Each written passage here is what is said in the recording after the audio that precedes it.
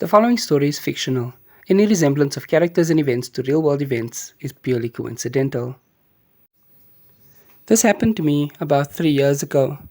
I was working at a pharmacy, and it had been just 2.5 years since I had lost my spouse, so I lived alone with only my cat in an apartment building. It was a Thursday evening, and it started raining, and my manager asked if I could stay late because he needed me to close because he had a family emergency, so I was alone at the pharmacy. That night was pretty quiet, in fact, a bit more quiet than usual, especially because of the rain and because there wasn't really much activity out on the street, so there wasn't much customers. But just then, a car pulled up and a lady climbed out of it with her son. She came in and handed me a prescription that she had for her son for an inhaler for him. So I promptly went back, got the inhaler, and gave it to her. And as she left with a smile after paying and took her son and went, I noticed that there was a man standing by the door wearing a hood. He just stood there outside, and even after the lady left and pulled away with the car, he stood and stared at me. He didn't bother to come in or anything. So, in a move unlike me, I went from behind the counter, walked up to the door, opened it, and asked him if there was anything he needed, if everything was okay. And he just stared at me, shook his head, and walked away. I thought this to be rather strange, but I went back in, stood behind the counter, and finished up work as usual. Aside from a group of customers who came in to buy some snacks for the night, there were no other customers after that. So when it came time for closing, I decided to switch off the lights, gather all my things, and I left. Thankfully, I didn't need my umbrella because it stopped raining, and I didn't really live too far from where I worked, so I always walked to and from work. So as I was gathering all my things and closing up, and I locked up, I looked to my peripheral right, and I noticed a shadowy figure.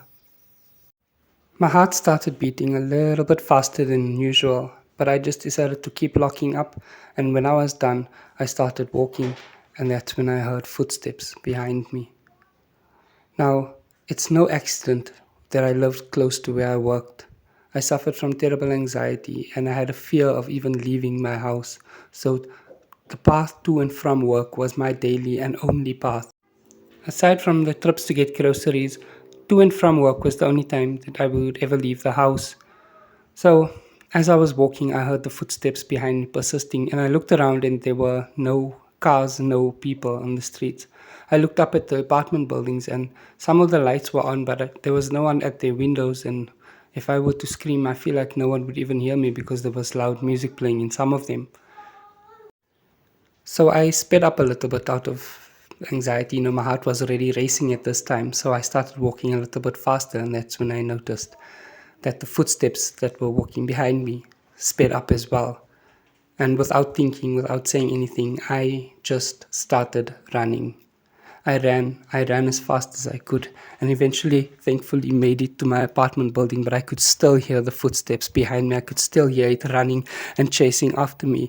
And I fumbled with my keys and managed to get into my apartment building on time. But as I was about to close the door into my apartment complex, I saw a hand reach in. The hand had very dirty fingernails. It was a distinct look that I could not forget. And the person held the door firmly and said, wait, I just need to come in. Please, I have a friend in this apartment building. I'm trying to call him, but he's not answering his phone. The person sounded very exasperated and out of breath, and I could tell that this meant that this was the person that was chasing me. So I managed to slam the person's door in the hand. The person let out some curse words and started banging on the door. That's when I pulled the door tight close and I locked it. I then went up the stairs because the elevator wasn't working. Went to my apartment, opened the door, got in, and then I promptly shut the door and locked the door. At this point, my heart was still racing to the extreme. I could feel it wanting to burst out of my chest. This was the worst I had felt. I felt like I was going to collapse. I tried to compose myself. I sat down, I had a glass of water, but my heart felt like it would not stop racing. It felt like it literally wanted to jump out of my chest, and I just needed to calm it. When I got hold of myself a little bit more, I walked over to the window, opened the window, and I stuck my head out slightly and noticed that the man was still standing by the door. He had a hood on and was exactly the same man from the pharmacy. He didn't look up, he didn't look anywhere, he was just looking at the door. And then suddenly my next door neighbor came in, and I tried to make gestures or shout anything, but I couldn't shout because I knew that doing that will attract his attention.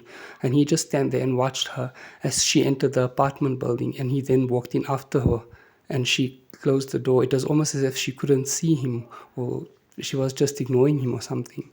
And I thought to myself, what on earth is going on? How is this man? He's now in my apartment building.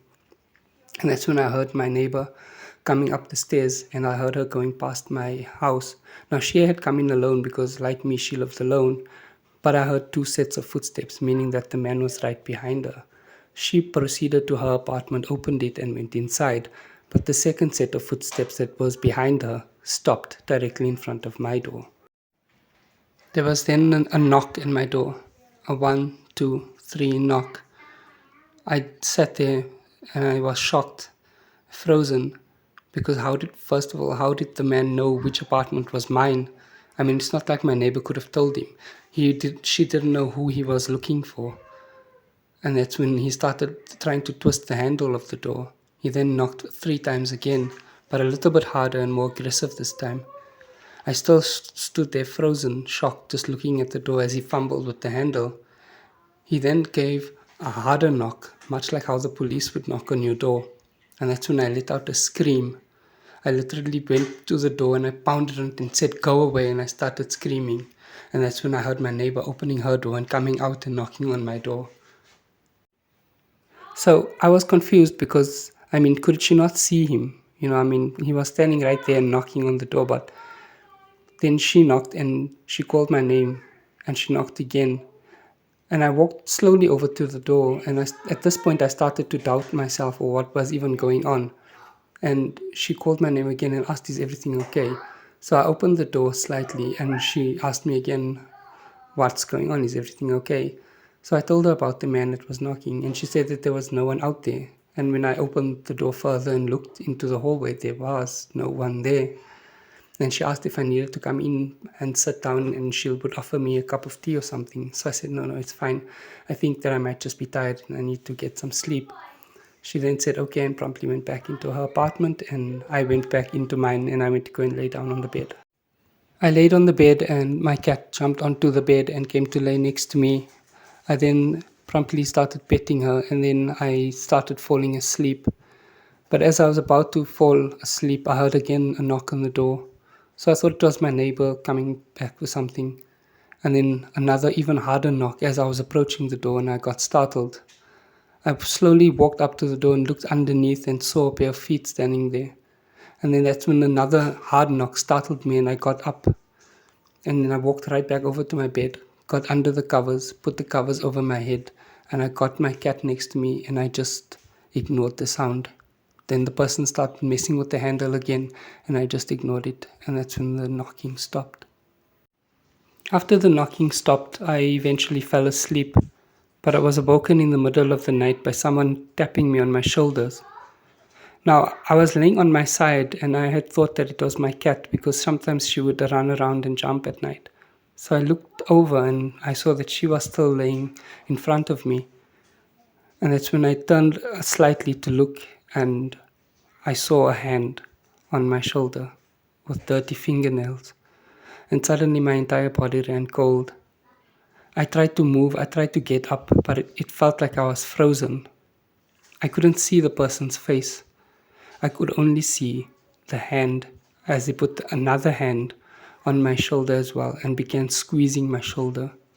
I felt a throbbing pain in my shoulder and I couldn't move, and my heart started racing even faster this time. And the person just started tapping me again on the shoulder as if trying to get my attention, and it became more and more aggressive each time, the tapping. He didn't speak, he didn't say anything, he just kept tapping my shoulder. I awoke and it was already the next morning. My shoulder still hurt a lot and I felt really groggy. But when I looked around, there was nothing.